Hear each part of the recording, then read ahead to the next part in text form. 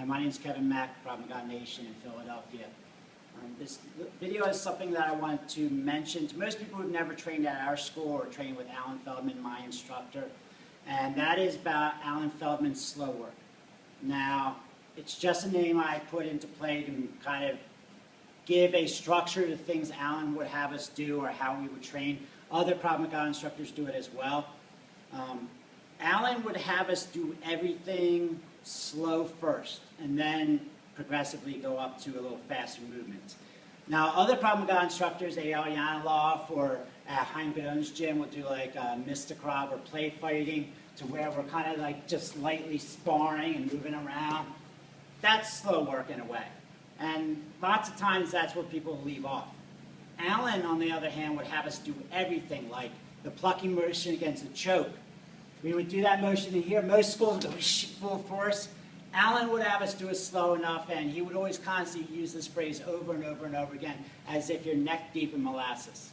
Meaning, you're slow, getting in here, doing everything slow with a lot of movements. All the movements broken down, especially into their component parts. Now, Andrew does a right straight punch. I could easily block and continue hitting. Alan would have us do the block so we know which part of our body's making contact. We trap down, we step in, and we punch. He would have us do that for almost every single technique we did, along with the light sparring, because his theory was if you can do it perfect slow, you can do it fast. But if you always just do something fast, it doesn't mean you can do it slow or perfect. So that's the way I teach, and it's the way Alan still teaches. And people who have trained with Alan or myself will actually do the same. That's what they'll take away from it. They'll be like, oh, well, he broke everything down into its little common phrase component parts, meaning plucking, the kick, the control, everything was slowed down.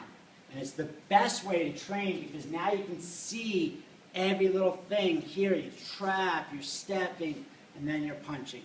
So not just techniques and grabs, but even your play fighting. So I'm punching, he's moving, and then we're kicking, and we're able to see what's there for every attack we make.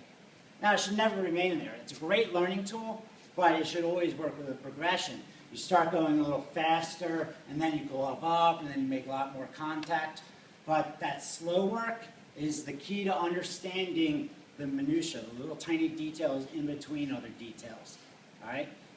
It's just something I wanted to mention, and I'm going to write a little something about it. Maybe with some of our other videos we'll get into the detail. But as teachers or instructors, you should always be doing that slow work with your students. Just don't get hung up there. Don't stop. Otherwise, your students will never progress. Thanks.